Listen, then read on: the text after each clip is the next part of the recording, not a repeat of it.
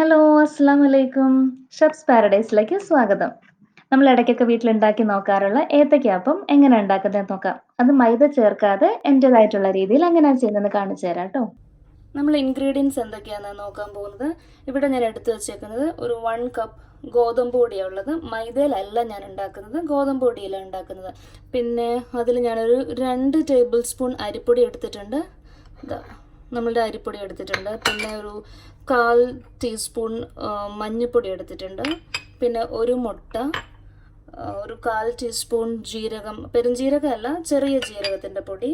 പിന്നെ ഒരു 4 table spoon sugar ഉണ്ട്. ഷുഗർ ഇതിലും കൂടേണ്ട ആവശ്യമില്ല, കാരണം നമ്മുടെ ഏത്തപ്പഴത്തിന് തന്നെ നല്ല മധുരം ഉണ്ടാവുമല്ലോ. അപ്പോൾ ഇത് തന്നെ ധാരാളം. ഇത് കുറച്ചാലും കുഴപ്പമില്ല.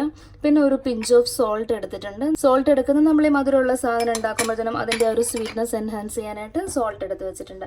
പിന്നെ ഞാനിവിടെ എടുത്തേക്കുന്നത് 3 ഏത്തപ്പഴം എടുത്തേക്കുന്നത്. ഒരുവിധം പഴുത്ത ഏത്തപ്പഴം തന്നെയാണ്, എന്ന് വെച്ചാൽ ഒരുപാട് പ്രസ്സായി പോകണ്ട. പക്ഷെ പഴുത്ത ഏത്തപ്പഴം അത് 3 എടുത്ത് കട്ട് ചെയ്തെടുത്തിട്ടുണ്ട്.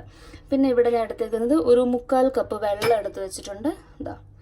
പിന്നെ ഇത് കോക്കനട്ട് ഓയിലാണ്. കോക്കനട്ട് ഓയിൽ ഇത് ഞാൻ ഫ്രൈ ചെയ്യാൻ വേണ്ടി എടുക്കും. പിന്നെ ആവശ്യത്തിന് നമ്മൾ ഫ്രൈ ചെയ്ത് വരുമ്പോഴത്തേക്കും എങ്ങാനും കൂടുതൽ വേണമെന്നുണ്ടെങ്കിൽ ആഡ് ചെയ്ത് കൊടുക്കണം കേട്ടോ. ഇനി നമുക്ക് ഈ സാധനങ്ങളെല്ലാം ആഡ് ചെയ്തിട്ട് ഏത്തപ്പഴം ഫ്രൈ ചെയ്യാനുള്ള മാവ് തയ്യാറാക്കാം. അതിന് ഇതെല്ലാം കൂടെ അങ്ങ് ഇട്ട് കൊടുക്കും.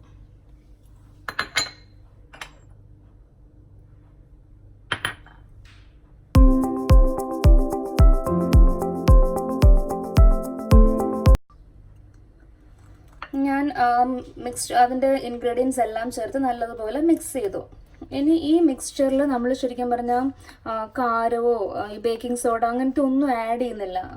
കാരണം കുട്ടികൾക്കൊക്കെ കൊടുക്കുമ്പോഴത്തേക്കിനും അവർക്ക് ഈ ബേക്കിംഗ് സോഡ എല്ലാം കൂടെ ഒന്നും വയറ്റിൽ പോകേണ്ട ആവശ്യമില്ലല്ലോ. അപ്പോൾ അത് കാരണം ഞാൻ അതൊന്നും ആഡ് ചെയ്യുന്നില്ലാത്തത് കാരണം ഇതൊരു 1.5 hours കഴിഞ്ഞിട്ടേ ഞാനിത് ഉണ്ടാക്കാൻ എടുക്കുന്നുള്ളൂ. അല്ല ഇപ്പം പലരും അപ്പോൾ പെട്ടെന്ന് തന്നെ ഉണ്ടാക്കാനായിട്ടാണെങ്കിൽ ബേക്കിംഗ് സോഡ ആഡ് ചെയ്യാറുണ്ട്. അപ്പം നമ്മൾ ഏത്തയ്ക്കാപ്പം ഉണ്ടാക്കുമ്പോഴത്തേക്കിനും നല്ല അതിങ്ങനെ പൊങ്ങി വരും അതിൻ്റെ ടെക്സ്ചേഴ്സ് എല്ലാം. അപ്പോൾ ഇതിനകത്ത് ഇപ്പം മൈദയല്ല എടുത്തേക്കുന്നത്, ഗോതമ്പ് പൊടിയാണ്. അതുപോലെ ഞാനൊരു മുട്ട ആഡ് ചെയ്തിട്ടുണ്ട്. പിന്നെ അതിനകത്ത് ബേക്കിംഗ് സോഡ ഒന്നും ആഡ് ചെയ്യുന്നില്ല. അപ്പോൾ ഞാനൊരു 1.5 hours കഴിഞ്ഞിട്ട് എടുത്ത് നമുക്ക് ഉണ്ടാക്കാം. ഞാനിപ്പം പാൻ വെച്ചിട്ട് എണ്ണ ഒഴിച്ചിട്ടുണ്ട്. നമ്മൾ വെളിച്ചെണ്ണ ഒഴിച്ചു കൊടുത്തേക്കുന്ന എണ്ണ ഒന്ന് ചെറുതായിട്ടൊന്ന് ചൂടാവണം. എണ്ണ നല്ലപോലെ ചൂടാവണം. അപ്പോൾ എണ്ണ ചൂടായിട്ടുണ്ടോ എന്ന് അറിയാനായിട്ട് ചെറുതായിട്ട് കുറച്ച് മാവിട്ട് കൊടുത്താൽ അത് പെട്ടെന്ന് തന്നെ മുകളിലോട്ട് അങ്ങ് പൊങ്ങി വരുന്നുണ്ടെങ്കിൽ എണ്ണ ചൂടായിട്ടുണ്ടെന്ന് മനസ്സിലാവും. ഇപ്പോൾ കുറച്ച് എണ്ണ നല്ലപോലെ ചൂടായിട്ടുണ്ട്. ആ മാവ് കണ്ടോ മുകളിലേക്ക് വന്നത്. ഇനി നമുക്ക് എടുത്തു വെച്ചേക്കുന്ന ഈ പഴം ഇതിൽ മുക്കിയിട്ട് ഇട്ട് കൊടുക്കാം. പിന്നെ മെയിൻലി നമ്മൾ ആ മാവ് കലക്കുന്ന സമയത്ത് അതിൻ്റെ കൺസിസ്റ്റൻസി ഇതുണ്ടോ, എൻ്റെ മാവ് ഇങ്ങനെ ഇരിക്കുന്നത് ഈ ഒരു കൺസിസ്റ്റൻസിയിൽ തന്നെ ഇരിക്കണം കേട്ടോ.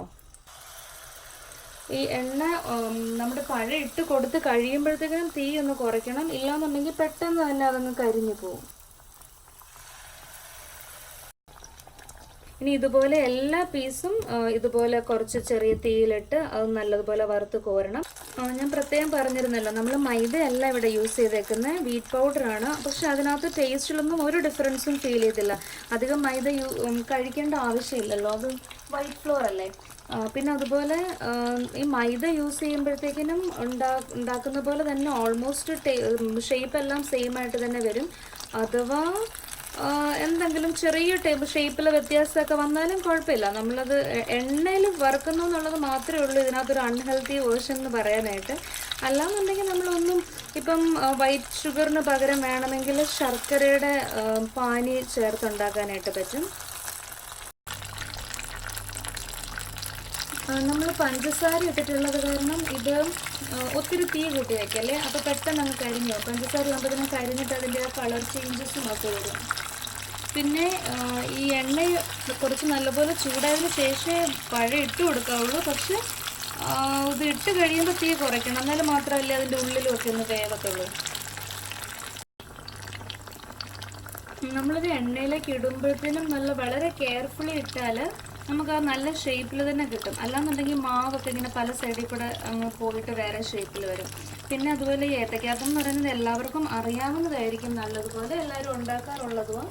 അതുകൊണ്ട് തന്നെ സ്പെഷ്യലായിട്ട് എന്താ ഉള്ളതെന്ന് ചോദിക്കും. പക്ഷേ ഞാൻ പറഞ്ഞല്ലോ, ഞാൻ എങ്ങനെ ചെയ്യുന്നതെന്നാണ് ഇവിടെ കാണിക്കുന്നത്. But I'm sure you can make some changes in your normal process.